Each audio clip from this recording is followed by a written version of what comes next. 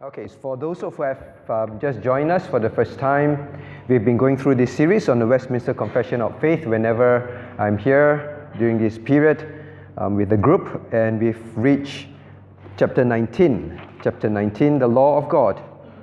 The Law of God. Without further delay, let's look at Westminster Confession of Faith, chapter 19 on your notes.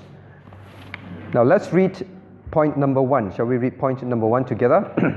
God gave to Adam a law as a covenant of works, by which he bound him and all his posterity to personal, entire, exact, and perpetual obedience, promised life upon the fulfilling, and threatened death upon the breach of it, and endued him with power and ability to keep it. Now let's turn our Bibles to Genesis chapter 2. Genesis chapter 2.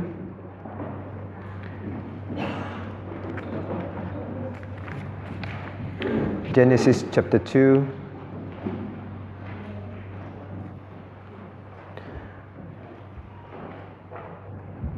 Now let's read verses 15 to 17 together. Genesis chapter 2, 15 to 17. Shall we read together? Reading. And the Lord God took the man and put him into the garden of Eden to dress it and to keep it. And the Lord God commanded the man, saying, Of every tree of the garden thou mayest eat freely, but of the tree of knowledge of good and evil thou shalt not eat of it. And in the day that thou eatest thereof, thou shalt surely die. May God bless the reading of His word. Let us turn to Him in prayer. Our gracious Heavenly Father, we thank You again for bringing all campers safely back into Thy house to study Thy word tonight. Lord, we gather once again asking for cleansing, for washing in the blood of Christ, knowing we have sinned against You in carelessness, wherein we have not guarded our thoughts, our words, our actions. Lord, Thou knowest. We pray that You show to us every sin. Lord, convict us that we may confess, turn back to You in repentance. Oh Father, always make us sensitive to our sins. And Lord, we come asking again for a blessing of studying Your word. Every group that is gathered in the house, may Thy Holy Spirit preside and teach mightily in the hearts. Lord, use the lips of the teachers, the facilitators, Lord, to bring forth Your word clearly. Father, how we desire that this night will be used like every other Friday nights in Thy church, Lord, always to strengthen the faith of Your saints. And Lord, having known Your word better, each one of us would see You more clearly and love You more dearly and obey You more fervently, more diligently, more sincerely. Lord, this is our prayer. Be with us, remove every distraction. Help us, O Lord, despite the long and tiring week and long drive back. Grant to us alertness of mind as we study Your word. We ask for Your blessing in Jesus' name. Amen. The Law of God. Now, this is an interesting chapter, though it is probably very familiar to many. But one thing I want to say, thank you so much. One thing I want to say is, teaching the law of God is something that churches do not want to do anymore. In fact, the recent missionary conference, Gethsemane Missionary Conference, one of the key things was to revisit and re-establish the foundation of the gospel.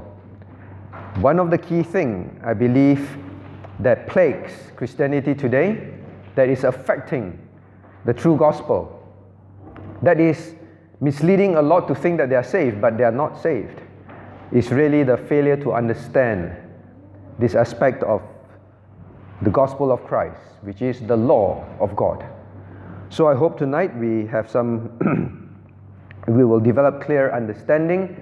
I know many of you have attended WCF in FEBC, as well as systematic theology. This would be a revision to you, but I do hope that we will pay attention, because one day you will be asked, you'll be called upon to defend the true gospel. In fact, I think this is one area which many Christians cannot explain. And as a result, we begin to wonder, maybe what we've been teaching have been wrong. So we must understand this. Now let's first look at point number 1. I, as usual, give you some questions to help you follow along the lessons.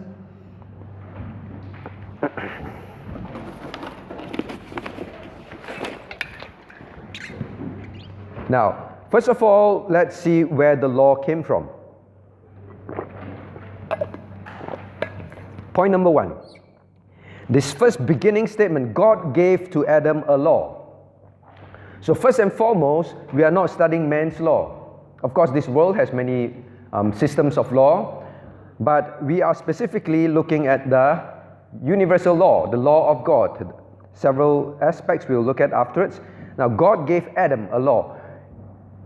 In other words, after creation, and after God created man. Now, of course, when God created the universe, there were many laws, right? There's law of gravity, law of light, physics laws. They were all created by God. Created by God, not invented by God, created by God. So those laws existed, but here, this is a very specific law. Now, the Westminster says God gave Adam a law. Now, what is this particular law? In this law, it was given as a covenant of works. So the first thing we understand that God gave law for a purpose, to make a covenant. Now, when we think of covenants, there are, of course, many aspects, but I want us always to remember 3 things about covenants.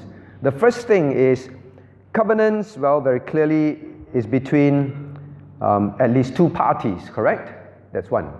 The second thing about covenant is there are terms and conditions. Terms and conditions. It's the same like when you sign a contract, it's called a covenant. We just witnessed Eugene and EJ's marriage. There's a covenant. They entered into a covenant of marriage. So they took vows, right? The vows were the terms and condition. Vows are terms and condition in the marriage. So terms and condition, and what is the third? The third is there is a purpose. All right, there is an intended purpose. At least we must have these 3 in our minds. In fact, I think the last one is where most people forget. God did not make covenant with man for no reason.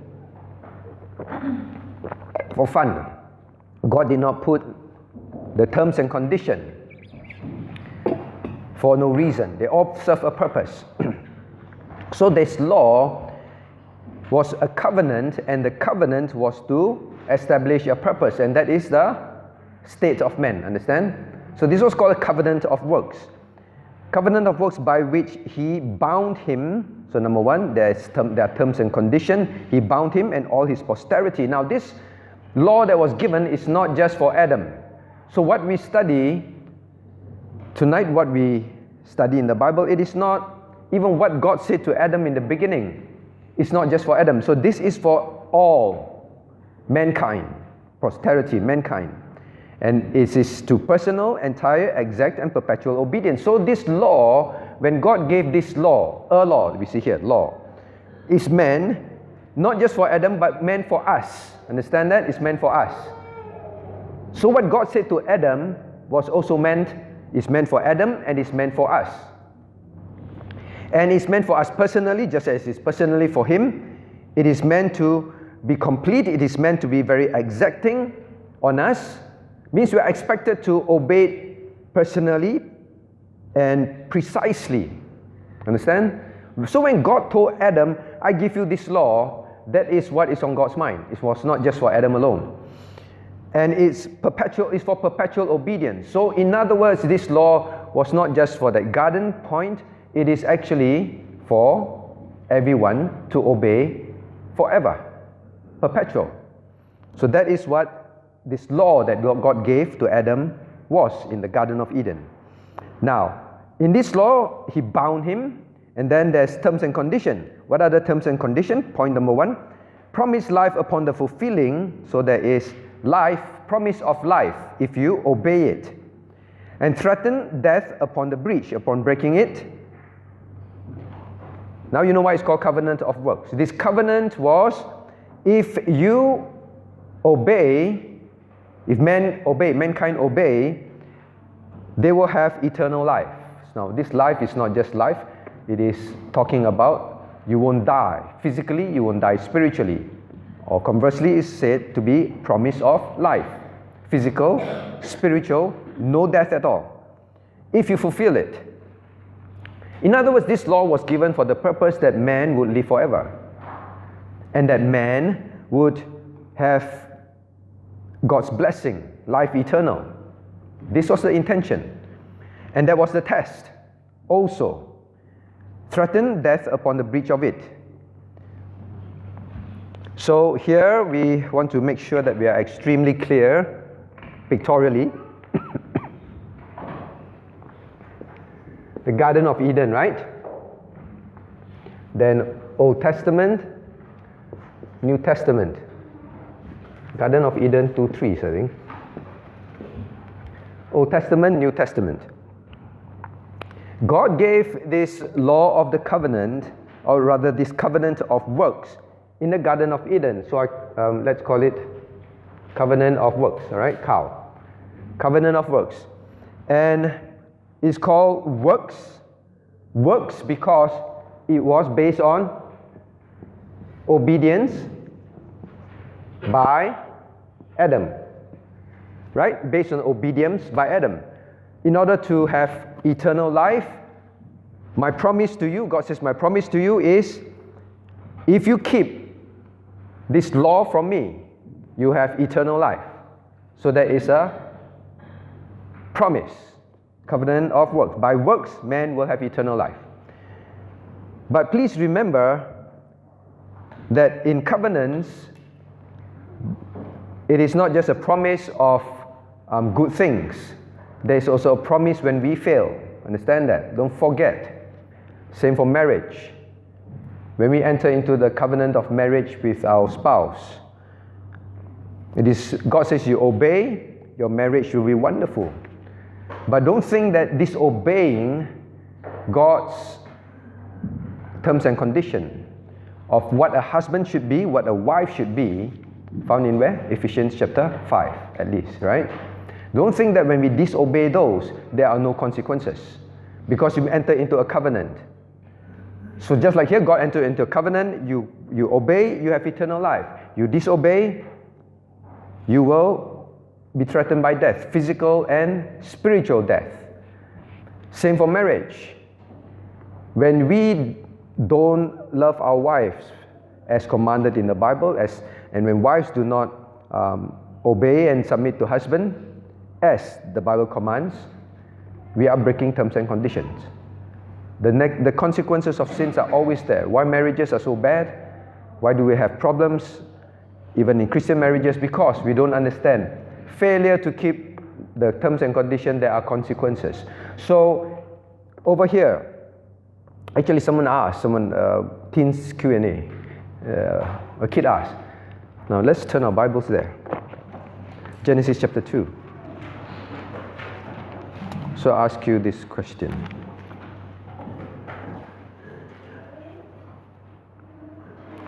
Genesis chapter 2 verse 17. Now God gave the terms and conditions. Thou shalt eat, verse 17. Thou shalt not eat of it, for in the day that thou eatest thereof, thou shalt surely die. As we all know, surely die means dying, you will die. It's definitely you will die. It can't be clearer and more sure than that. So you will definitely, surely, without a doubt, in that day, die. Right? Then the kid asked, but Adam didn't die. Adam go on and lived on for a long, many hundreds of years. God did not keep his part of the promise. How do you answer that? Ben? Adam didn't die. Adam died spiritually immediately, right? Immediately he died spiritually. And his death, his physical death, will also come. In fact, he was not supposed to die physically. He was not supposed to, age or have sickness or go through that kind of deterioration in which a man will die. So actually, he began to die. His death began. His physical death also began. The day a baby is born is already beginning to die, isn't it? It's already beginning to age. It's just when. That's why it's the death, the process of physical deterioration also begins. He was not supposed to have that. So now, that is the covenant of works. But we also studied under free will. God says that He endued Adam with power and ability to do it. Now, this is to Adam. He was endued with power and ability to do it. Means to keep it. Means Adam could obey God. How? He could obey God personally. He could obey God entirely. He could obey God exactly. And he could obey God perpetually. So Adam had absolute, genuine free will. He would not. It is not like us. We, after salvation, after falling into sin, after Adam's fall, we inherit the fallen nature. Then we can't. But Adam could genuinely obey God perfectly. But he could choose also to disobey God. All right. So he had genuine free will. So that is the covenant of works. And then we move. Well, question number one is very straightforward. What is the covenant of works? The covenant of works is the covenant whereby man can have eternal life by obedience to works. Obedience to God's command, If he do so perfectly, personally, entirely, exactly, and perpetually. I do ask you this question, is the covenant of works? The covenant of works is how the Old Testament people got saved. True and false is very, very obvious. It is false. This is one fallacy that failing to understand the sequence of things becomes a problem. We'll see it more clearly as we go on. Now here, why? Why is the covenant of works not how man got saved? Now turn to Genesis chapter 3. I know this is revision. We've done some of this, but we do need to make sure that it's established.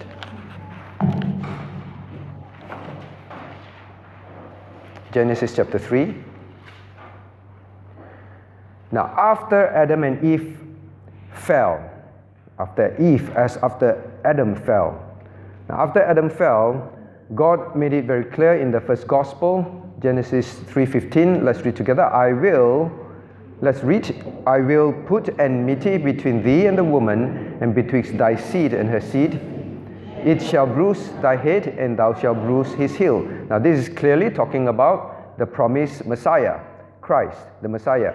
The moment Adam and Eve fell, God immediately had to start this new covenant. This new covenant in Genesis 3:15. And this new covenant is where God now will be the one who fulfill this covenant, because man cannot fulfill it perfectly anymore. So let me see how best to draw this. All right. The moment Adam and Eve fell, at this point, they became sinners. The moment they became sinners, God immediately at this point, what did He do? He clothed them with animal skin, correct? We all know the story. He clothed them with animal skin. Whereas Adam and Eve, they tried to hide themselves with with leaves instead of animal skin. And God had to use an animal skin, teaching them that an animal died. So Adam and Eve, they're not dumb. They knew that how come I have this skin from an animal? An animal died. They understood the concept at that point that an innocent one has to die, and they would be clothed by this innocent one. Okay, so now God gave that. Now immediately God gave this covenant of grace. Immediately God gave the covenant of grace, correct? So God says, now I will need to send the Messiah, and the Messiah will be your Savior. So my question is this. This is Old Testament. When did the covenant of grace, covenant of works, or rather, how did the Old Testament people get saved? Through the covenant of works or covenant of grace? Covenant of grace. Is Adam Old Testament? But Adam was saved by Adam was saved by covenant of works or covenant of grace? Covenant of grace also. So that is where sometimes we get it confused. And that is where some of the dispensationalists are not very clear about. The covenant of works was given to man for salvation. But man, after the fall, cannot obey it exactly, entirely anymore, personally also. And as a result, God must be the one who does that for man, correct? So immediately, God had to take over. So the question is, what is the meaning of Old Testament? Now, is the covenant of grace Old Testament or New Testament? Howard, covenant of grace, Old Testament or New Testament? It's both, right? It's both. It started when? It started in the Old Testament. In fact, it can't get more Old Testament in Genesis, right? It started in Genesis. The covenant of grace started in Genesis. Now the difficulty maybe, I think where people get confused is this. Old Testament. Do you know the word testament means covenant, okay? In Greek, diatheke, new. So the Old Testament is actually the Old Covenant. Then the New Covenant. Then sometimes you read scriptures. There is the Old Covenant. Then there is the New Covenant. And then we get very confused.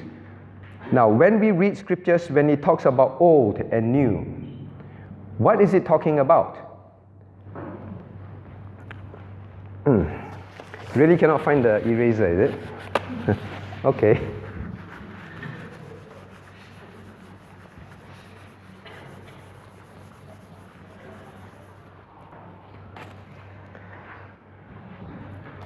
When we say the Old Covenant,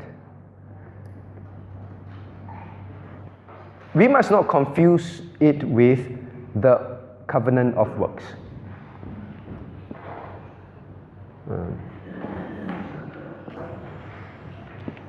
So this is spanning covenant of grace, spanning from Old Testament, correct?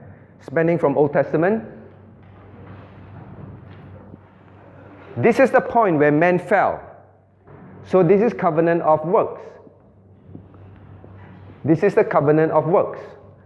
Covenant of works. They both occurred in the Old Testament. Understand? The covenant of works and the covenant of grace are both mentioned in the Old Testament. So when we say the Old Covenant, it does not mean this. It does not mean covenant of works.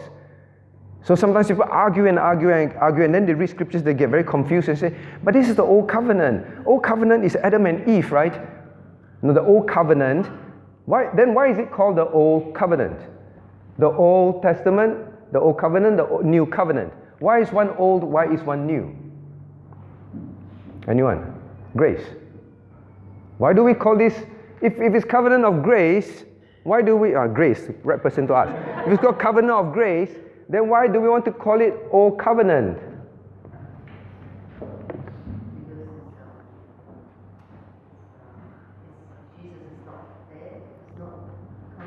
Because Jesus has not come yet. So before Jesus has not come, now after the covenant of works, immediately covenant of grace kick in before Christ come. How do you know that? Why do you say that? Because Christ said this cup, every Lord's Day we hear, this cup is the new covenant, New Testament in my blood.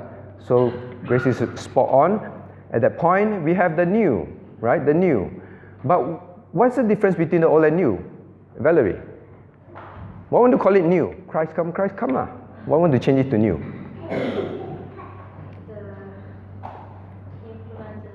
The implementation, very good. Now the implementation of this covenant, how God works in this covenant between man and him. He have different way of administering it. Understand? Just like you sign a contract, they have to administer a contract, right? How God administered this contract before Christ came and after Christ came was different. Understand? So that's why it's called the Old Covenant. Don't, every time we read Old Covenant only we think of Adam and Eve, because Old Testament. And then Old Testament, Old Covenant means Old Testament people saved by works. That is why we get confused. Now I hope this is like, after this is like clear forever, okay? Because very often I still get questions, but old covenant what? Then the Old Testament people so has to be saved by works. No. So be very clear. Covenant of works is in the Old Testament. That's correct. Listed in our Old Testament books. Immediately after the fall, covenant of grace kicked in the Old Testament book.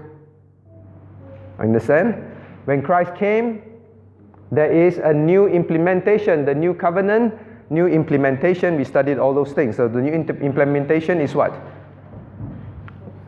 Lord's Supper, water baptism, right? Lord's Supper, water baptism. New way of administrating it. The Old Testament was circumcision and Passover. All this has what? Very bloody, right? All this very bloody. All this new way of administrating, not bloody. Okay, not bloody. So that's why it's new. It's a new way of administrating. It's new and it's fresh and it's good. And then when we read, so again, when we read scriptures, it said the old covenant was not good. The new covenant is better, right? It's a better covenant. Then you say, oh, better covenant. Yeah. Covenant of grace is better than covenant of works. So most of us think whenever we read the better covenant, the new covenant is better, then we get confused because we think better because it's salvation by work, salvation by grace. No, it's better because the administration is simpler, correct? Number one. Number two is better because now you see it even more clearly. Isn't that better? Okay, after Christ came, it's a better one. The real person came, not just in figures. So better. So I said last time, then we move on. When we read in the Bible, or when people say the new covenant is better than the old covenant, because the new covenant is by grace and the old covenant is by works, it's completely wrong, correct? Because of the confusion. Now, why I spent a bit of time on this, before I went to speak at the conference, the Gethsemane God conference, they asked me asked me to preach on how to ensure that the true gospel continues. Then I think I told you last time, if it's Singaporeans, how can the gospel be corrupted there? What would be the most effective source of corrupting the gospel in Singapore, actually around the world? Then it occurred to me, Joseph Prince, right? He has 30,000 people in his church, I think. Probably the largest church in Singapore. Then if anywhere to find out if the gospel is preserved and Christians are hearing the true gospel, will probably be there. So I went to review many of his sermons, and that is where I found that is where the major confusion is. Major confusion is when people think Old Testament means Old Covenant means Old Covenant of works. It is not. That's why they get confused. All right, so that's it. Yes.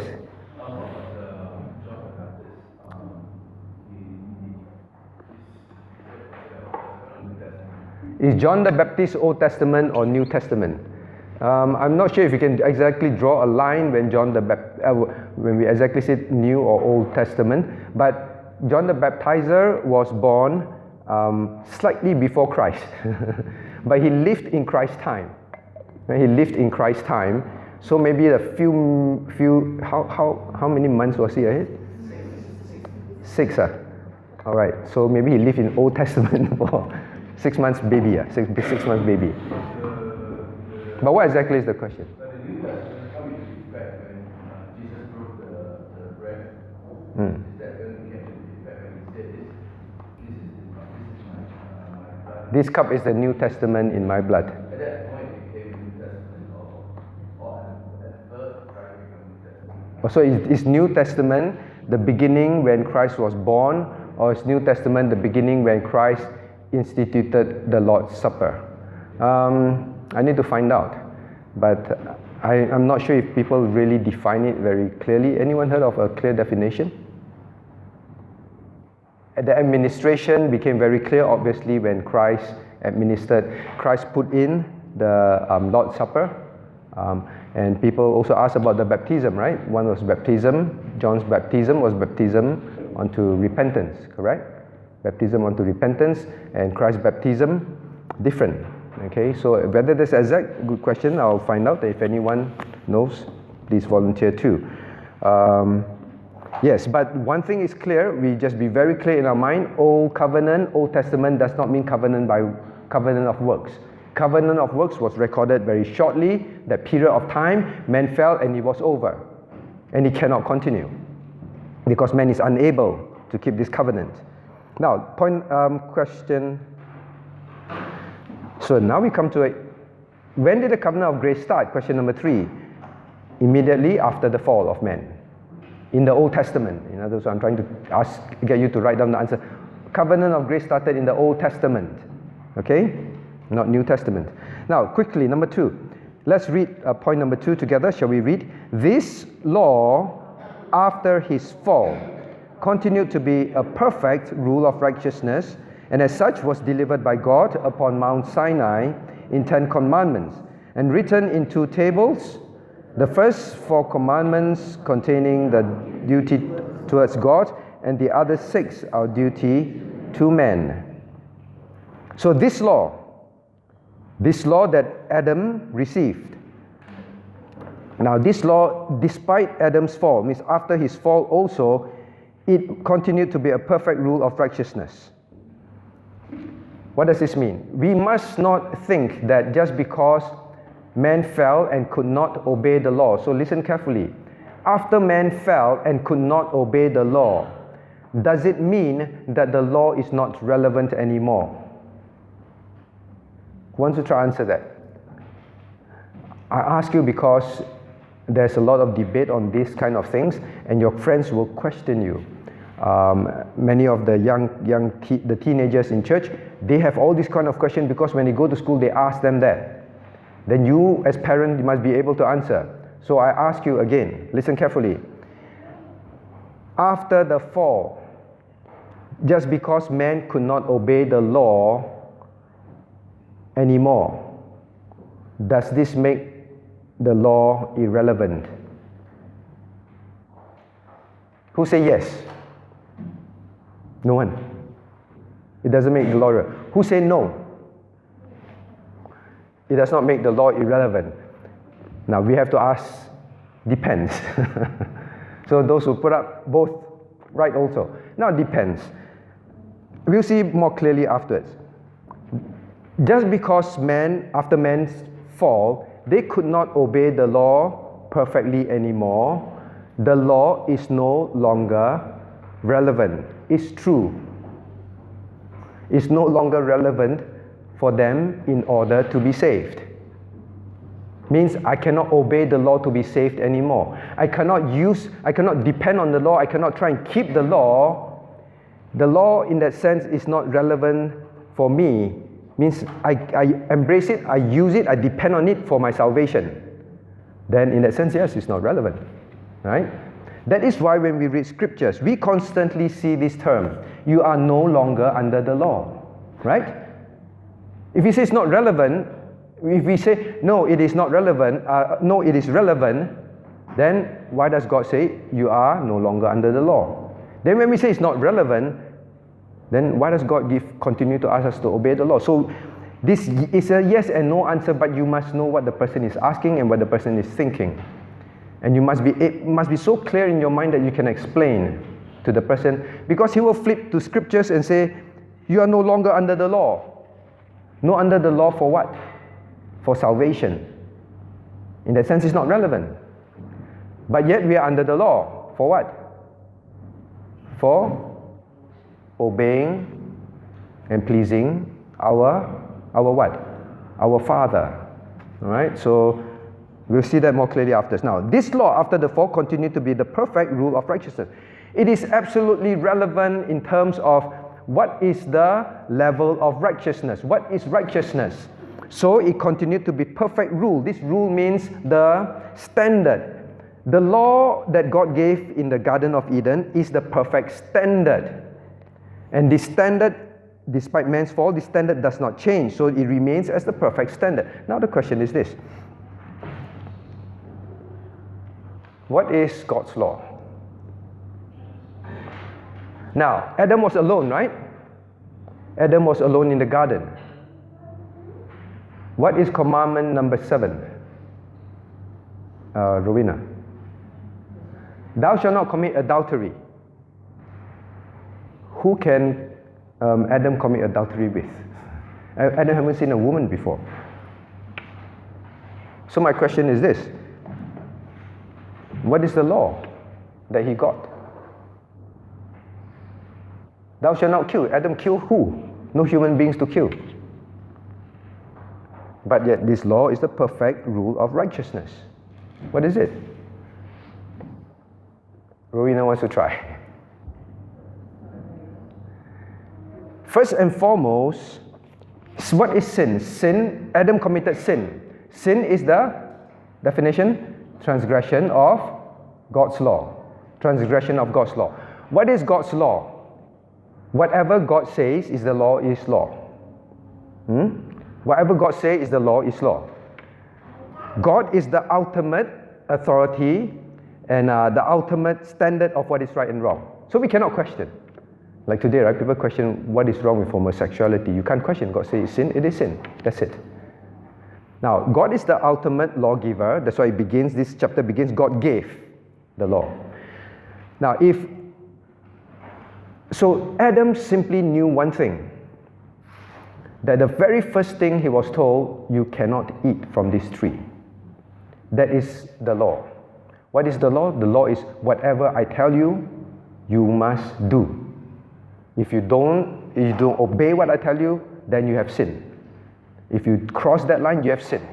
Okay? So whatever you do that is in disobedience, so I say that is sin. So this law is, first and foremost, why I spend time on this is, Christians, we must understand one thing about the law of God. Whatever God says is absolutely the law. That must be very deep in our heart. Before we even talk about 10 commandments, because today people challenge 10 commandments, right? Even Christians. Why must we keep the Sabbath? Why must we do this? Why must we not do that? Why are we not allowed to do that? Christians ourselves challenge the law because we don't understand the fundamental thing about the law. The law is simply, first and foremost, the whole principle is whatever God says. Otherwise it becomes like that, no? Today we still must find out what fruit that tree was. And make sure we don't eat that particular fruit. Adam could not, and it's a law that is the law. It's not, Adam, you cannot eat apple tree. Next time the Chinese can eat durian tree. Cannot eat apple tree, can eat apple tree. It is not which tree. Is eating fruits wrong? No. Is eating from a tree wrong? Is eating sinful? Another one he was supposed to eat. He simply said, this one don't eat, this one eat. Let's apply that to our lives from now onwards. Don't challenge, don't rationalize, don't question, don't try and change God, whatever God desires, when His law is clear, when His instructions, His commands are clear. In husband and wife relationship, in our walk at work, don't rationalize. If God says this, this is it. So that is the law. So this law is the perfect and absolute standard is whatever God says. That's it. Now we continue. This law after the fall continued to be perfect rule of righteousness, and as such, but here it says, was delivered by God upon Mount Sinai in 10 commandments. God gave the law in 10 commandments, written on 2 tables, the first 4 commandments containing our duty towards God and other 6 duty to men. So now, I ask this question number 4. People did not have the law of God before God gave it to Moses for his people at Sinai, Mount Sinai, because it's mentioned here, it was given in Mount Sinai. When did they receive the 10 commandments? At Mount Sinai. Was it in Egypt? No. Before Egypt? No. It was after Egypt, at the bottom of Mount Sinai, at the foot of Mount Sinai. They received it. So it's long after Adam and Eve, correct? Long after Adam and Eve. But this is referring to the law. So did people before Mount Sinai have the law and have the 10 Commandments? Have God's law? Have. How do we know? But God says, I only gave the 10 Commandments at the foot of Mount Sinai. How do we know for sure? Now turn to Genesis chapter 26. Genesis is the beginning.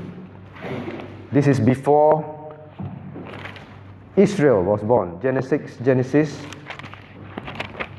chapter 26.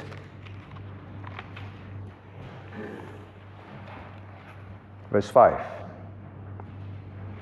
Now, here God talks about Abraham. Let's read together. Because that Abraham obeyed my voice and kept my charge and my commandments, my statutes and my laws. Now here it is clear. God says Adam had his commandments, had his statutes, had his laws. Abraham had it. So during Abraham's time, did people know that it was wrong to kill, to commit adultery? Did they have God's commandments about these things? God's law about these things? Did they know it was wrong to steal? Now, what is the very first sin hot on the heel after Adam and Eve fell? Murder, correct? Very soon after that, murder. You think, in fact, the moment they disobeyed God, when they disobeyed God, they immediately knew they have sinned. They were ashamed already, correct? Did they commit murder? No.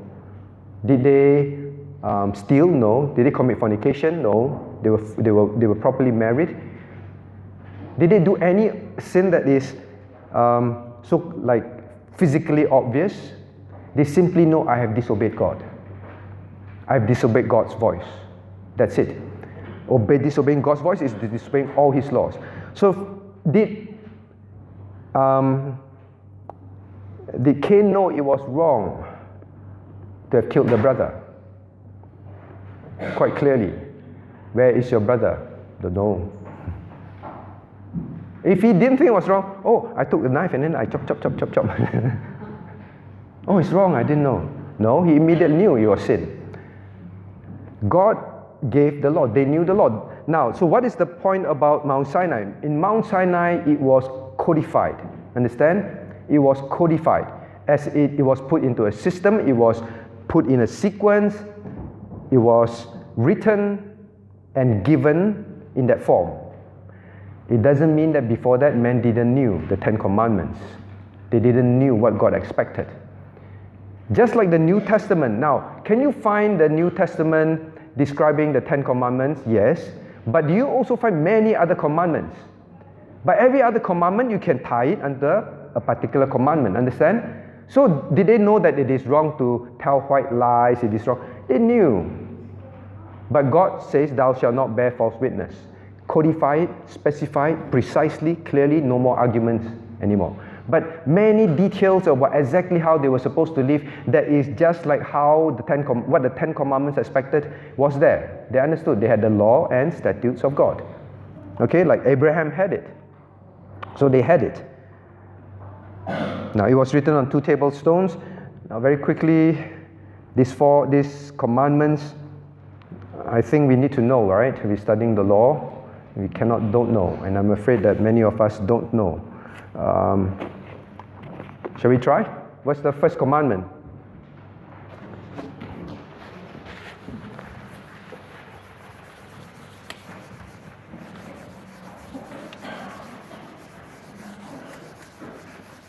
I'll be the first to admit to you, I never knew the 10 Commandments until I was in Bible college. And I was like about 20 over years old as a Christian. I knew, but I would never be able to recite it. I don't know which one is which one. Agak, that's all. I was from a Baptist church. 10 Commandments, it's Old Testament, it's Old Covenant, it's old. No need to know. All right? So, what's the first commandment? Thou shalt have no other. So 1, nothing before me. Thou shalt have no other gods before me. Number 2, Thou shalt not make unto thyself, you will not engrave. I always remember it's a hook. It's a hook. Those who attend BBK, it's a hook. You don't make unto thyself, don't engrave don't make any graven images, right? The two parts to commandment number 2. And thou shalt not bow down or serve them. So a man bowing and praying. That's how I remember. Number 2, 2 parts. No graven images, bow down and serve them. No. Alright? What is number 3? Number 3? Edward. Keep a Sabbath, cannot. Now how I remember is Trinity. Try again, Edward. Thou shalt not take God's name, the name of the Lord thy God in vain. Trinity, that's how I remember. At the end I try again, alright?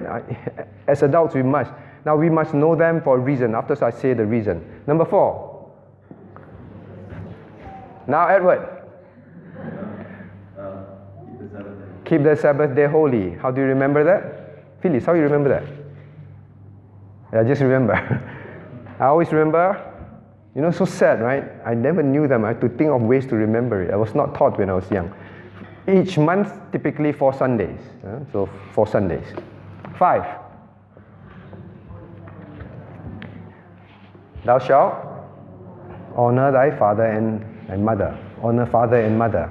5. A family of 5. 6. The easiest. 6. Fiona. The Chinese always say die, you die. So it's a 6. So thou shalt not kill. 7. Oh, I know. This Rowena's way of remembering. It's a bomb. You go plant a bomb in someone's house. A bomb. What's 7? Thou shalt not commit adultery. This Jocelyn taught me this. Say if you put it down, it's a bed. It's a bed. Thou shalt not commit adultery.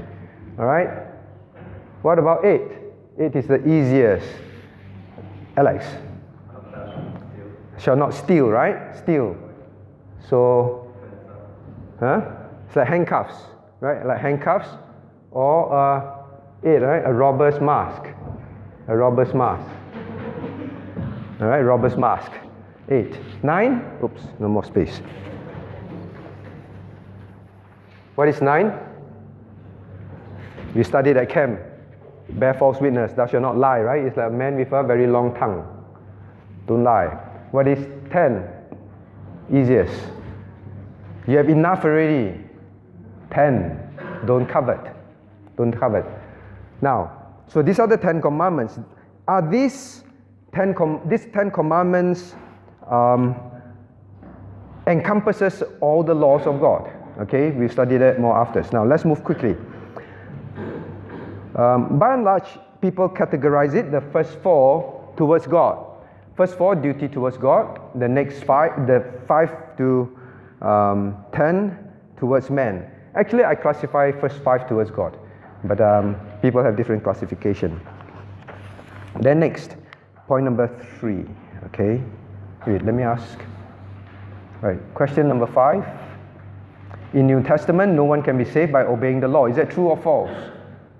Risa, in the New Testament, no one can be saved by obeying the law. I know, Risa more Mandarin. It's true? True. No one can be saved by obeying the law. That's why I say qualify. What do you think? Elaine, what do you think? I think it's both true and false. It's both true and false, right? When is it true?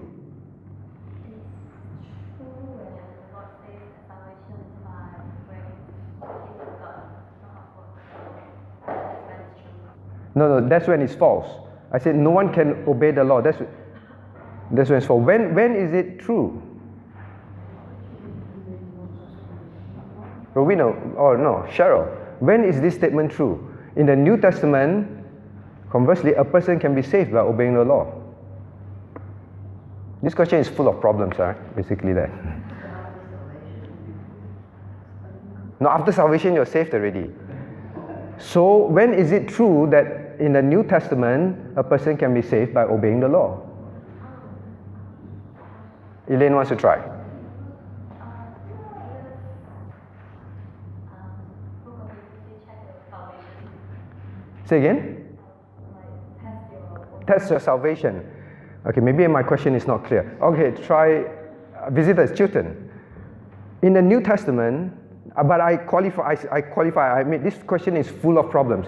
The reason why I ask it so nebulously, because it is nebulous out there. All right? It is very gray out there. So, in the New Testament, no one can be saved by the law. This is false. When is it false? Because I say qualify. Well, Jesus Christ, he fulfilled the law perfectly. No one else did. Very close, yes. When is it true that a man can be saved by obeying the law? When is it Christ? Well, you'll get, okay, even more convoluted. All right, but it's true, yes, correct. So that is what both of you are saying. It is true. In the New Testament, there was a man that got saved by obeying the law perfectly. But Christ did not need to be saved. He's God. So not that also. The problem is not whether the problem is not about whether obeying the law can save, but whether we can obey the law. Yes, all right. So that's why I'm trying to make it confusing. And that's where actually we are confused. The question is not whether one can be saved or not by obeying the law. The question is, are we able to obey it perfectly? So in the New Testament, a person can be saved by obeying the law. Yes, possible. It is only possible if he obeys it perfectly.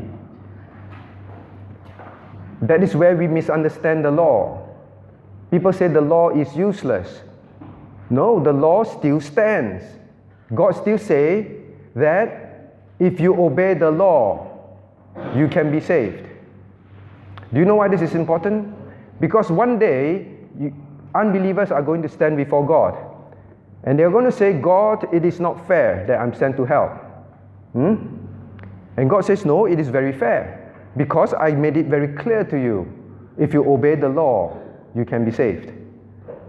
But the problem is what? You see, point number one.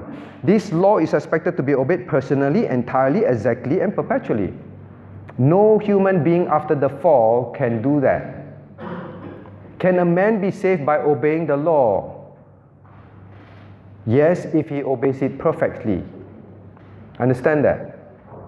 But there is none. That is why Jesus Christ must come and be that man on our behalf. Yes, Rowena is...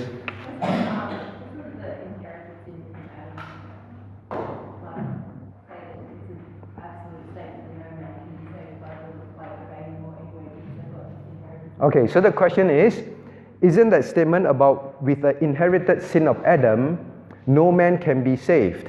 That statement is correct. But that statement is saying this: after we inherited, after the fall, we inherit the sinful nature. Because of that, we can never obey the law perfectly anymore, and therefore we cannot be saved by obeying the law. All right? Why is it very important to understand that man can be saved by obeying the law perfectly? Why is it so important? Because if it were not so, then Christ's work is useless. Christ came. I mean, we keep studying active obedience, passive obedience. Why? The active obedience is to tell man, you need to obey the law to be saved. And one day when you argue with me, I'm going to tell you it's always been the same. I've never changed it. It's always obey the law to be saved. Obey it perfectly, completely, entirely, perpetually. But you cannot. And you would not also, right?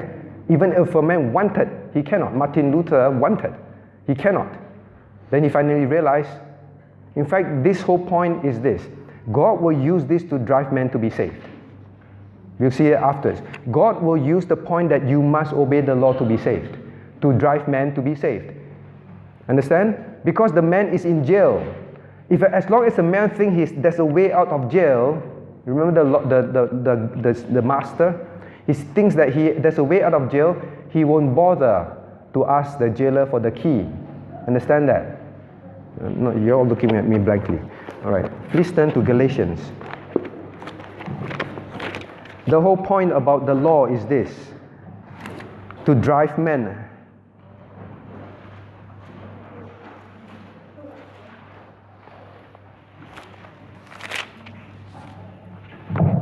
Galatians chapter 3, please. You see, the Jews wanted to be saved by obeying the law.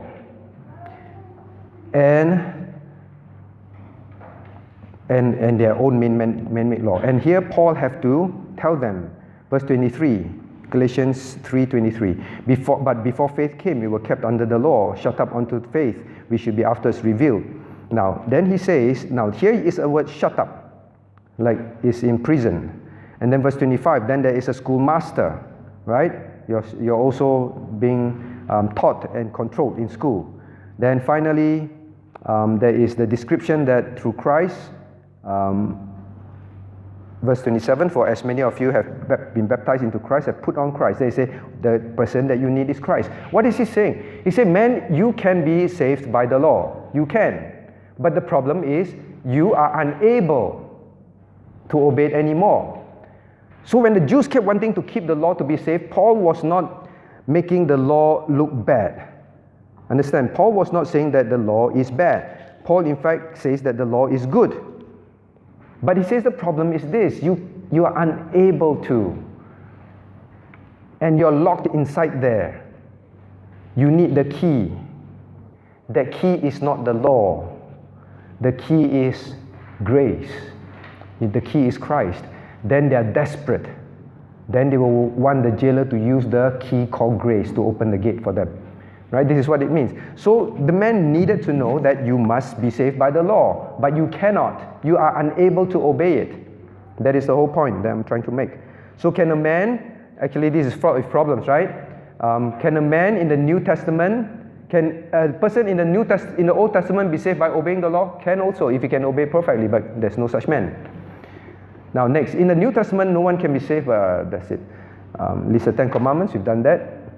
Okay, let's move quickly. Number 3. Besides this law, what is this law? The 10 Commandments. The 10 Commandments is called the moral law. Please remember that. Please remember it's called the moral law. God was pleased to give the people of Israel as a church under age ceremonial laws, ceremonial laws containing several types of ordinances. So there is another law that we learn. We learned this many times already. The first one is called moral law. Now we've learned ceremonial laws. Now, ceremonial laws was given to the people of Israel. So I ask the question, what are the ceremonial laws for? Okay, question number 8.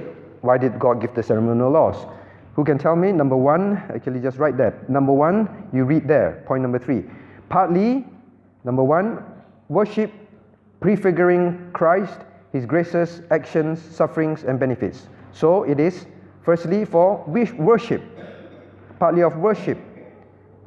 In this worship, we see Christ in pictures, we understand His grace, we understand what He did, what His sufferings and benefits are.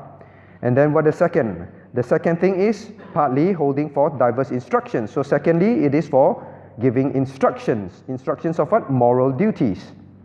So why did God give ceremonial laws? For understanding how to worship God, number 1. Number 2, there is also instruction of moral duties in there. There are 2 reasons. But all ceremonial laws are now abrogated under the New Testament. So ceremonial laws no longer exist for us to obey.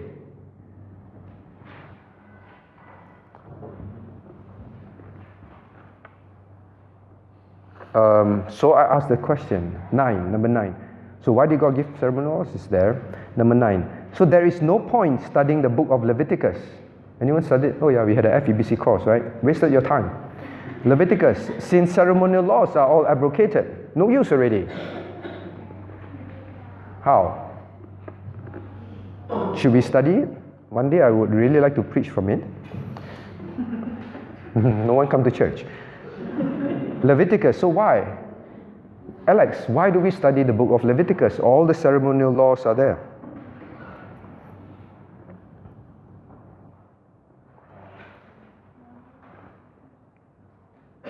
Do we still need to worship God today? We still worship God today, right? Do we still need to obey moral duties from God? We still need to.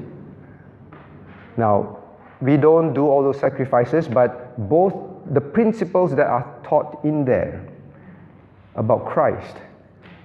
Remember, we studied in Exodus the tabernacle of God, right? We studied that, and each part, what it meant, what it reflected about Christ. So the sacrifices all have many lessons too. Okay, so we still learn from there the principles. We draw principles. Now, next, quickly, what were so that is those are the ceremonial laws. Those are the ceremonial laws. By the way, I always tell you the verses you got to go and look up and read. I may highlight some critical ones, but you should look up those verses. Now, next, number 4. Shall we read number 4 together? To them also, as a body politic, he gave sundry judicial laws, which expired together with the state of that people, not obliging any other now, further than general equity thereof may require. What does it mean? So God gave to Israel also, as a body politic means as a nation, as a political body, as a nation. God gave to Israel as a nation different judicial laws. Judicial laws are laws of the country, civil laws.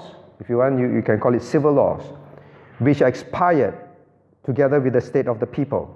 So when nation of Israel ceased to exist as a nation, God also did not implement that for any other nation. All right, it ended with that, the civil law. Like you steal one sheep, you return how many? 4 or something, I forget also.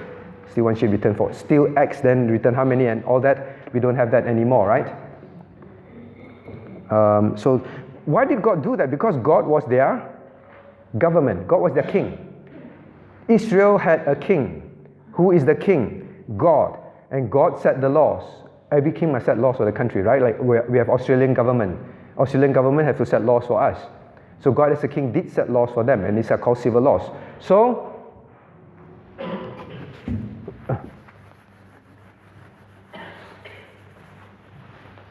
listen carefully. How many kinds of laws? When you read the Bible, law. How many laws? 3. So 1, moral, the 10 Commandments. This one, civil, ceremonial. All right, ceremonial, civil. All right. This one, no more. This one, no more. This one, perpetual. It's for perpetual obedience. This one is called moral law, perpetual obedience. So whenever you read the epistles, actually we come to that after. So remember this, all right? There's a reason why the Westminster want us to know that. There's a reason. So we just move on first. The last few points, last few numbers, we need to cover some things. Now, so what is the other point? Look at point number 4. Not obliging any other now. Not obliging any other now means God does not require Singapore, Australia to follow those laws. Not making anyone to follow that law now. Further than general equity and thereof may require means except for learning general principles from it. Okay? Except for learning general principles from it. By the way, many laws that we have, especially British law, you will find its roots in Bible law. Bible law, like capital punishment. Many of these were judicial laws or civil laws that God gave to the nation of Israel. But you see, many countries adopt it, all right? Because the principles are there, good principles.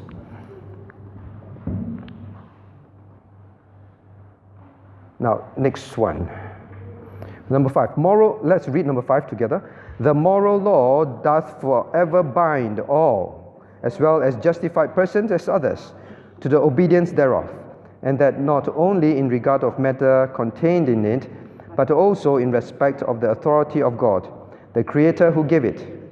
Neither doth Christ in the gospel any way dissolve, but much strengthen this obligation. What is it saying? Number 1, the moral law, the 10 Commandments, is forever binding. I asked you question number 12. And wait, let me see. Forever binding, okay? And it is forever binding both for justified persons as others. Means moral law applies to believers and unbelievers. Anyone have any problem with that? Moral law applies to believers and unbelievers.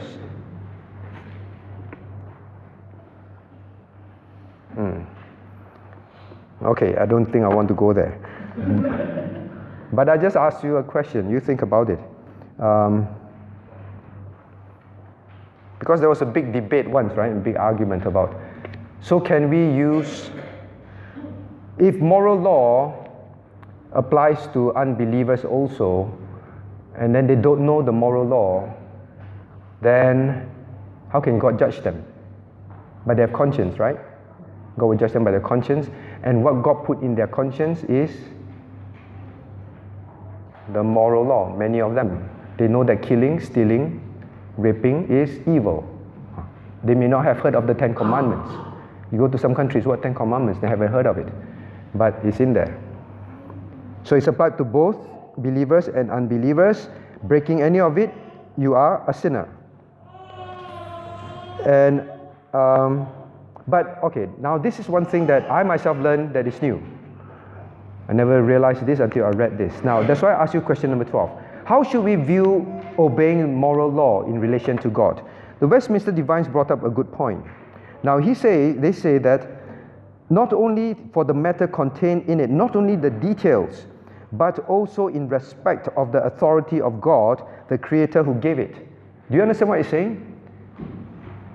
Obeying God's, as a believer, obeying God's commandment, how do you view it? Sometimes we view it as, a set of rules must obey.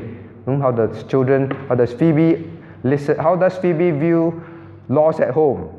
Sleep by 10 o'clock. Okay, Daddy says sleep by 10 o'clock.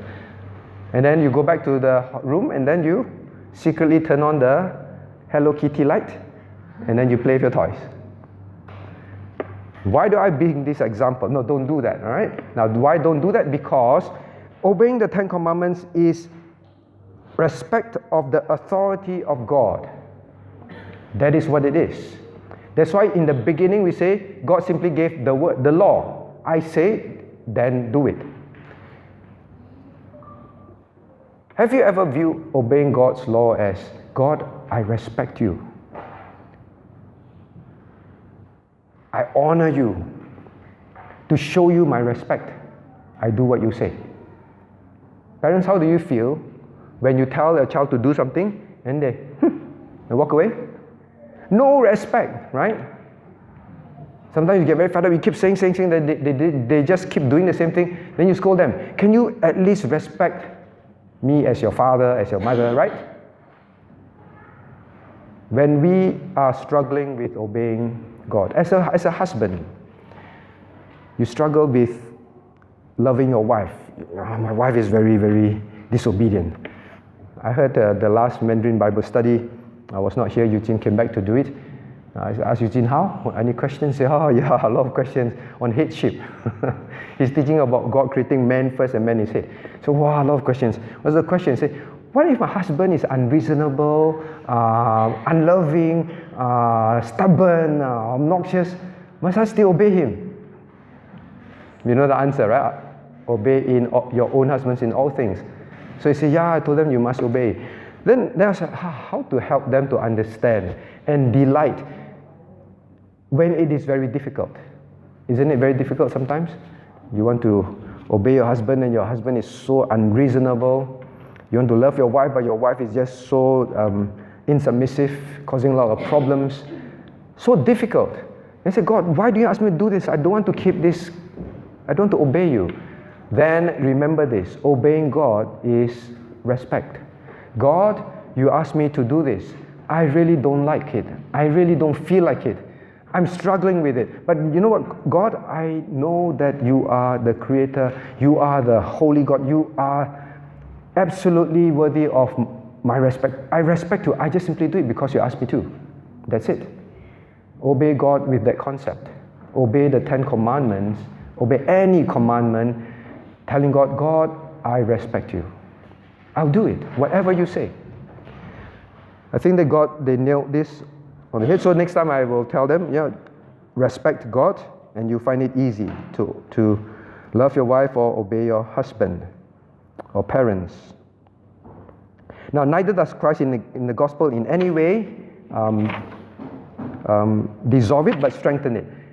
Here is where I ask you the question, number 13. Since Christ came, he taught the 10 commandments. He taught that the 10 commandments are reduced to two key ones only. Turn to Matthew 22. This is a conversation that I often have with people. Matthew 22. This is the new Christianity. This is the new concept. Matthew 22. Now we know this question asked, right? In fact, this was our last Friday night. Now here, the Pharisees challenge him. Verse 36, Master, which is the great commandment in the law? So he said, which is the great, or it would say the greatest, the most important, which is the great commandment in the law? Which one? Jesus said, verse 37, let's read verse 37 to 40 together. Thou shalt love the Lord thy God with all thy heart and with all thy soul and with all thy mind. And this is the first and great commandment. And the second is like unto it. Thou shalt love thy neighbor as thyself. On these two commandments hang all the law and the prophets. Now, many interpret this and many verses in 1 John as, you see, Christ is saying, now that I am here, since you Pharisees asked me, now that I'm here, I want to tell you that you have so many laws. I cut it down to 2 for you. That is many interpretation today. You read books, you hear sermons. God has just cut it down to these 2. And the principle is this: as long as you love God with all your heart, soul, strength, and mind, that is the main thing. Means, if I steal, if I don't live a godly life, but in my heart, I really love God, God says, don't marry an unbeliever. But God, I really love you very sincerely. But this one is okay, right, God? So they reduce it to my feeling. As long as I feel that I love God a lot, it's good enough. So this is called what? Sincerely wrong. Right? They're sincere but wrong. Then the next thing is say, thou shalt love thy neighbor as thyself. So as long as the principle is love, as long as I do things and my friend feel loved, he stole something, let's cover up. You think don't happen in church? Happen in church. Church leaders do something sinful, the church says, hey, we must be loving. Because God says, just reduce it to this. Love your neighbor as yourself. Love myself, right? I think I want it to be covered. Okay, let's cover for him too. Love myself. Children naughty, want to do whatever they want to do, must love them lah, if that makes them feel good. So now the tagline with parents is what? Whatever my child likes is okay. So most of the recent articles I read about parents allowing children to do this, do that, go there, do whatever, I say, whatever makes them happy. Loving, that's loving. So loving, as long as, even if it breaks God's commandments, clear commandments, if I protect the person, make him feel good, help him in this life, it's fine. So they reduce it to these 2. Now the question is this: it has God's laws reduced to these 2 and nothing else? Absolutely not. Does God continue to teach the 10 commandments? One of the verses in here refers you to Romans chapter 13 in New Testament. Romans 13. Does the New Testament still ask us to obey the 10 commandments, or is it just these 2 overarching commandments? Romans chapter 13. Is it just overarching commandment? Just overarching. Just have this kind already. Romans chapter 13, verse 8. Now Paul writes and tells the people in verse 9. For this, fulfill the law. For this, what? Thou shalt not commit adultery. Number 7, thou shalt not kill. Number 9, thou shalt. Number 6, thou shalt not bear false witness. Number 9, thou shalt not covet. Number 10. Does the Bible tell us not to obey specific commandments? Why do churches not teach the details of the 10 commandments anymore? No need, because you just need to remember to love people, love God. That's all. Then it sounds very holy, right? Sometimes you speak to some people, Say, I don't need to know. Do you know the 10 Commandments? Have you been teaching your children? No need lah. Just these two. You see, these two is enough. But in the New Testament, it doesn't get New Testament as much as Romans. Paul quoted and told the people to obey specifics of the 10 Commandments. All right. So I hope it's clear in our minds. The Bible does, in the New Testament, expect us to follow it.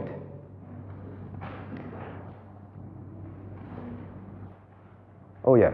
Now remember, I asked earlier, why do we want to know the 10 Commandments? Because each one that you obey is your sign of respect to God, your honor to Him. How to honor God if you don't know? Now, next quickly. Now, what do antinomians believe? Now, let's read number 6 together, and then number 6. Okay, this is very long, but there are a few things I need you to notice about it. Number 6. Tell you what, I'll read and I'll break it up. Okay, number 6. Although true believers be not under the law as a covenant of works, so we are not under the covenant of works to be saved, in order to be justified or condemned. Yet is it of great use to them? So I ask this question. Now, what are antinomians? Antinomians are people who tell people not to obey the law of God at all. Anti is against, nomians is against the law, nomos, law. So they're against the law. So he said, Christians do not need to obey the law anymore. Are antinomians correct? If I tell you, Kezia, you shouldn't obey the law anymore. The law in the Bible. Don't obey it anymore. Am I right?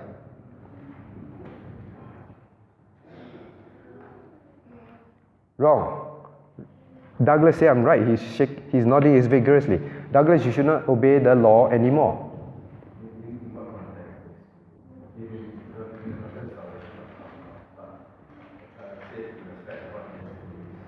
Okay, so yes, in the context, I do not obey the law to be saved anymore. Okay, that's correct. Sujin, you should not obey the law. You better stop doing those things. Obeying the law, you're very strange. Give you the hint already. If I'm referring to ceremonial law, Sujin every Sunday brings a sheep to church. Sujin, stop obeying the law, right? If you're obeying the civil law that God requires of them. Sujin, you disobey your parents before? I'm afraid your parents have to stone you to death, you know. So all these laws, when we say do not obey the law, when Paul said do not obey the law anymore, Paul is referring to the ceremonial and the civil law. He's not referring to the moral law. It's always the case. So, yes, so it's of great use. So what is the use? Number 15, what are the uses? I didn't ask you. What are the uses? Okay, uses there. We just circle. Number 1, uses as it is helpful to others that as a rule of life, informing them of the will of God. So number 1, what is it? Why is the law still useful to us? Not ceremonial or civil, except for its principles. The moral law, the law of God, to inform us of the will of God and our duty. So that's number 1. You don't study the 10 Commandments, you do not know your duty. That is why today, remember that video we watched before? No, not in this group. This Christian went around interviewing a lot of young people in church.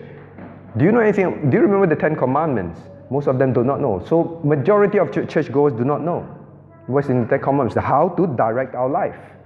So number 1, to direct our life and our duty. Number 2, directs and binds them to walk accordingly. All right? So not only to know, but it binds us. It causes us to know what we need to obey. Number 3, discovering also the sinful pollutions of the nature, hearts and lives. That's number 3.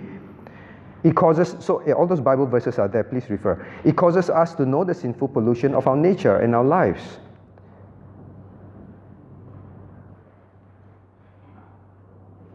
So that is the next one now. Until you keep memorizing, thou shalt not steal, thou shalt not steal. And it's always taught, and it's always clear. We would not know how sinful, how terrible, and bind us and prevent us. There are many Christians who say, I wish I was in a church who, when I was young, told me not to commit fornication. I wish I was in a church, and these people are in prison.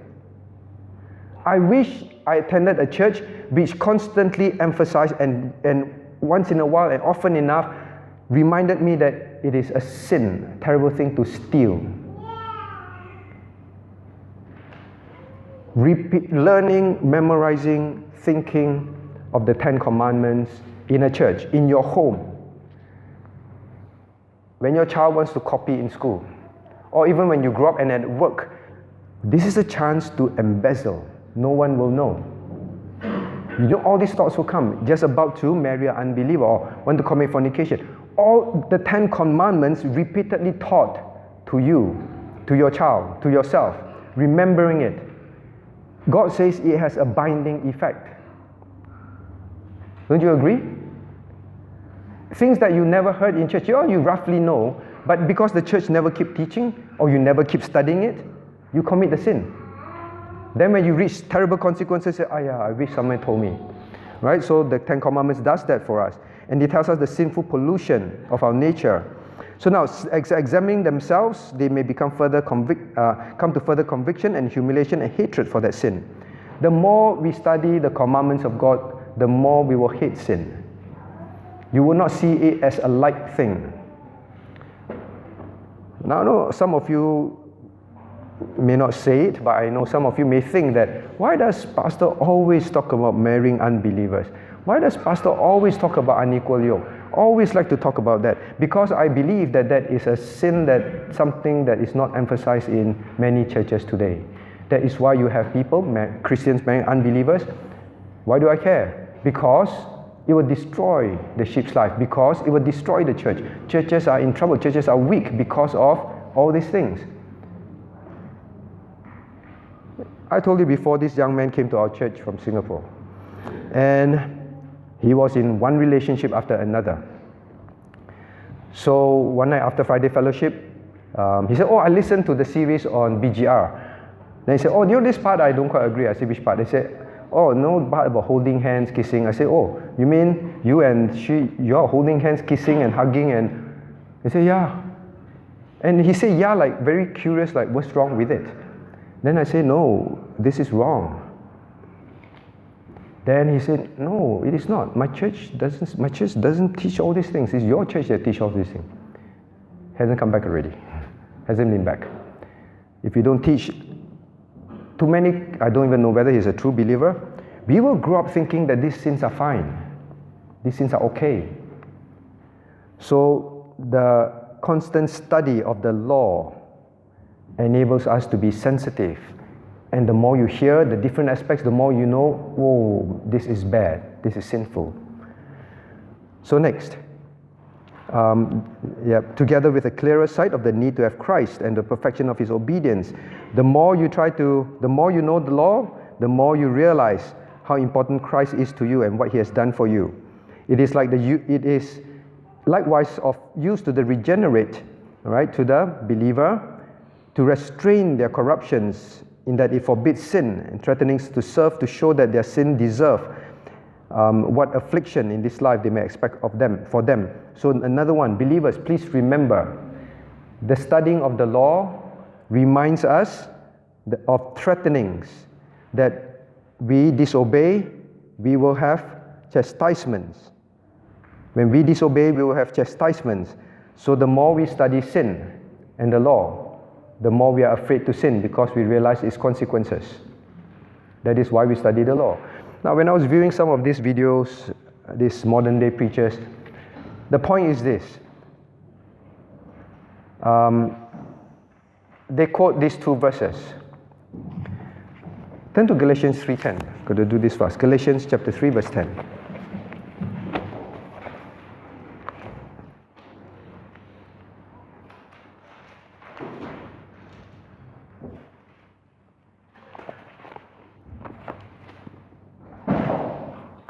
Right, Galatians chapter 3, verse 10. Let us read together.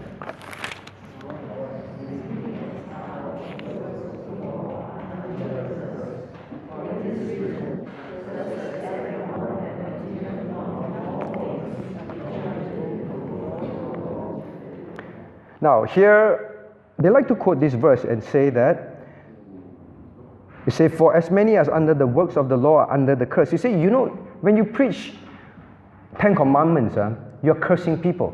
You say, whoa, why did he say that? Because the Bible says, if you want people to do the works of the law, then they are under curse. So you're cursing them. Cursed is everyone that continueth not in the, continueth in all which are written in the book of the law. So they say, no, don't preach law. Because every time you teach the 10 commandments, you are bringing them back under the law, under the curse. And then they also quote 1 Corinthians 15. Now, this is the classic one. 1 Corinthians 15. When I heard Joseph Prince say this on video, on TV, I was like, and I don't know how more twisted interpretation of scriptures can be. 1 Corinthians 15:56. 1 Corinthians 15:56. Now let's read together. The sting of death is in sin, and the strength of sin is in the law. Okay? So he say, now if you preach the law, you're increasing the power of sin in church. The more you preach law, the more powerful sin becomes, because the power of sin is in the law. Understand what he's saying? This is the interpretation. So he said, that's why I don't preach the law. Because each time, and he said, the Christians, the more you talk to them about sin, the more they think of the sin, and then the power becomes more powerful. You talk to them, you preach against fornication, then the more they think about fornication, the power is going greater. So this is how they interpret this verse. Now, what is this verse about? What is the power of sin? Is in the law. What is the context? Look at verse 56. The sting of death is sin. What is he talking about? Sin causes death, correct? Sin causes death. And this chapter is about, oh death, where is your victory? Death is swallowed up in victory. What he's saying is, the law kills man. When man is not, because of the revelation of law, man knows what is sin, and man knows that now this is sin, this is sin. God reveals sin to them and they are sinners. Right? So the law kills man. The power of law, the power of sin is in the law, is correct. The power of death is in the law also. So he says that the strength of sin is in the law. Because sin causes death, sin is it comes from the law, so law kills. It is true, if you are not a believer. This is not talking about a believer, church teaching you about law, teaching you 10 commandments, and suddenly sin becomes very powerful all around us. So this is the very strange interpretation. So now I ask question number 15. So the first part in point 6, all right? So the first part in point 6, we have all these things that drives unbelievers to God. We have all these things that drive believers to God. And now it says, point number 6, somewhere in the middle, the promises of it in like manner show them God's approbation of obedience and what blessings they may expect in the performance of it. So what is it saying? Knowing the law enables us to know the consequence of sin. It also reminds us not to sin. I preached a whole series in the camp about the various sins, right? And to know that it is terrible, it's sinful. There are consequences. When we start to learn that lying has consequences, when we start to learn that fornication, adultery has consequences, we avoid it. So that's why we study the law. And at the same time, if we obey, there is promise of God's help. Obey God at all costs, you will have God's help. How to obey God at all costs? Know the commandments, obey those commandments at all costs. Don't lie means don't lie, don't cheat means don't cheat. Refraining from them, now, okay, so please remember this. Although not as due to them by the law as a covenant of works, as a man's doing good and refraining from evil, because the law encourageth the one and deterreth from another. Now, don't obey the law because you think when you obey the law, you expect God to bless you. We obey the law simply because we are expected to. because God is law. Some Christians wonder. Some Christians obey God in order to be blessed. We obey God, God promises to bless, but it is not like parents say, you know, if you study hard, you pass your exam, I buy you a bicycle. So you study hard to get the bicycle. We obey the law not because of that. Okay, so it's not it is due to them. It's like as if reward is due to you and I. Someone asked some time back, they said, what's the point of obeying God and live a life that is very holy on earth? When we go to heaven, we are all equal. And then I may as well work very hard on earth. At least I can be in a higher position than others, have more money than others. At least I am someone in this world. I go to heaven, we are all saved, and then God gets the most glory. At least on earth, if I do these things, I get some glory. This was a believer's thinking. Then I realized that, whoa, this is how far we have gone from the understanding of the law. Obeying the law is our duty because He's the Creator, He is the law. It is not because I obeyed God, what are you going to give me? All right? Look at the law rightly. So this person is basically asking God, what will you give me if I obey you? I hope we never bring up our children like that. You bring them up like that, they will be like that with God. God, what is in it for me if I obey you? Right? Simply obey because we respect Him. We owe it to Him. It is our duty. Now, next. Okay, the last one. Let's I asked this question. Question number 15. How do you answer someone who says that if you obey the Ten Commandments, you are seeking to be saved by the works? Seeking to be saved by works. Very simple, right? How do you answer? Simply tell him, no, I'm not obeying it to be saved. I'm obeying because I'm saved. That's all. So, next, how do you answer someone, 16, who accuses you of being legalistic when you obey or teach the Ten Commandments? Our church is always called, BP church is always called legalistic, right? Legalistic. You teach the law, that's why you're legalistic. Legal has to do with law. So how do you answer that? Who wants to try? Ben. Legalistic. Ben, why you teach 10 Commandments to the old folks at the old folks' home? You're legalistic, Ben. Have you? See, your church is very legalistic. Must go to church on Sundays. How do you answer someone who says it's legalistic to teach the Ten Commandments? Because God gives the commandment. Now, the word legalistic, we have to understand. Legalistic means, when we talk about it theologically, legalistic means you do something in order to be saved. Understand? Legalism is about, I obey the law to be saved. So we teach the law not for you to be saved. So if you say, we teach 10 Commandments, you're legalistic. No, we never teach 10 Commandments to save people. We never teach, or rather, we never teach people to obey the 10 Commandments in order to be saved. We teach the 10 Commandments because it is to guide them to live lives that would please God. We are not legalistic. I hope we don't fall into this problem. Hey, by the way, do you believe, we read just now, the law is useful because it brings men to further conviction and the need for Christ. Do you agree with that? I always teach that, but I never saw it in action until this camp. We have an unbelieving person in our midst at a camp.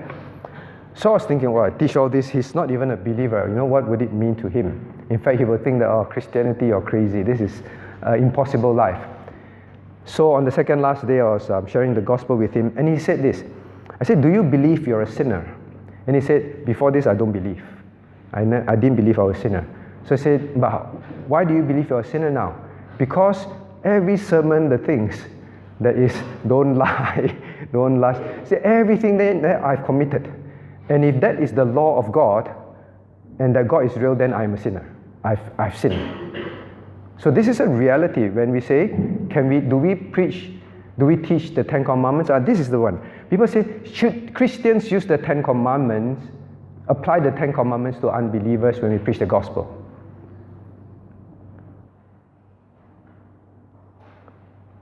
Think carefully. Should Christians apply the 10 Commandments to people when we preach the gospel? Yes and no lah. Yes, why do you bring it up? You bring it up to show them this is God's standard. You think that lying is not sin, but God says it's sin. So it helps them to understand that, right? But at the same time, don't give them the idea that obeying the 10 Commandments will save you. Because sometimes you finish preaching, you walk away, the guy say, wow, I think I will never become a Christian because I'll never be able to obey those things. The point is, yes, you're never able to obey, that's why Christ must obey it on your behalf. Alright, so be careful. That's why also I have to keep reinforcing to this person. Yes, so that is the whole point why Christ have to come. Then he begin to understand. Otherwise, he feel it's just too high a religion. I can't reach it. I'm a sinner. I'm a very terrible sinner. Now, next. There are many other reasons. I just quote a few more. I think it is obedience of the law. That's somewhere. Point number 7. Let's read point number 7. Neither are the aforementioned users of the law contrary to the grace of the gospel, but do sweetly comply with it, the Spirit of Christ subduing and enabling the will of man to do that freely and cheerfully, which the will of God revealed in the law requireth to be done. So what is this conclusion about? Now, this conclusion is to remind men that the law is not against grace. Remember that. The law is not against grace. The law drives men to grace, correct? The law causes man to realize that he needs grace, like this gentleman I talked to you about. And after salvation, for a believer, the believer sweetly complies with it. Christ enables us to do it, and to do it cheerfully and freely.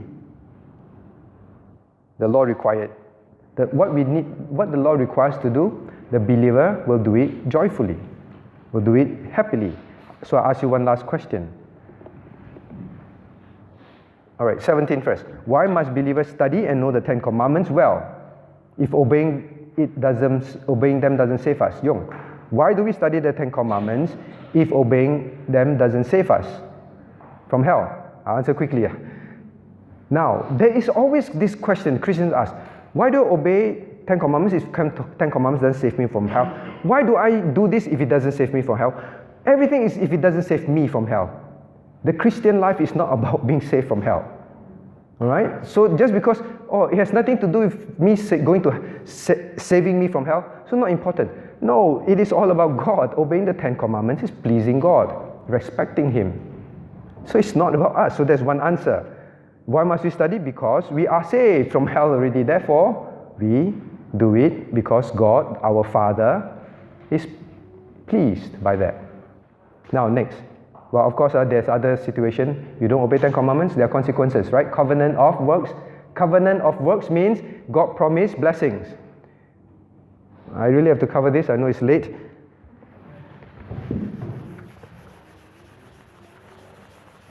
This is where people get very confused in recent DHW also. Now, covenant of grace. In a covenant have three things. Between two parties, second one, terms and condition, right? Terms and condition. Terms and condition. Covenant of grace also have terms and condition, understand that. Covenant of works have terms and condition? Have. Obey, live. Obey, live. Disobey, die. Okay? This one, sometimes people think just because it's covenant of grace, there's no negative thing.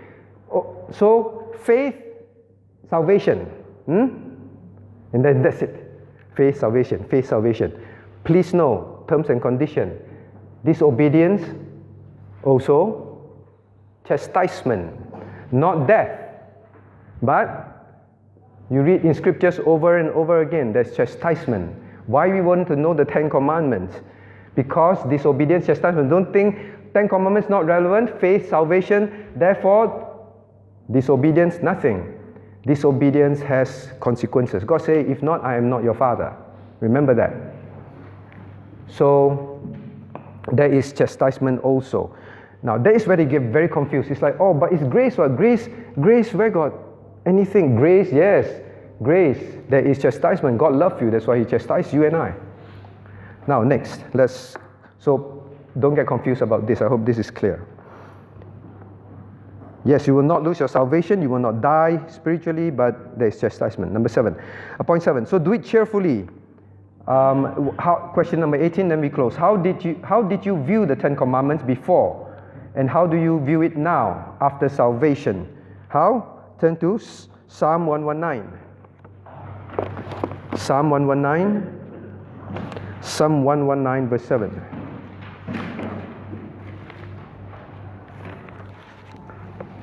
Many other verses you can refer to also. Okay, let's read Psalm 119 verse 7 together. I will praise thee with uprightness of heart when I shall have learned thy righteous judgment. Right? After salvation, we want to learn God's judgments, God's laws, God's teachings. And when we learn it, we will praise Him for it. We don't get fed up of it. We don't get upset with it. And of course, there are many verses about, look at verse 16. Verse 14 to 16. I've rejoiced in the way of thy testimonies as much as in all riches. Do you love God's law more than riches? Well, the believer should be. It will grow when you love it, when you study more. I will meditate in thy precepts. Whoa, day and night you're thinking about it. Respect unto thy ways. Our delight is no more hateful, it is delightful. I will not forget thy words. This is the believer's life. You will not be like that if you do not understand the law, the purpose of the law, or love God or respect Him. Alright, so those are the aspects of the law. I hope it brings some clearer picture and clarification. When you do evangelism, when your friends challenge you, why do your church teach the 10 Commandments? Why do you teach that to your children? You understand where the role it plays in the believer's life. Okay, let us pray.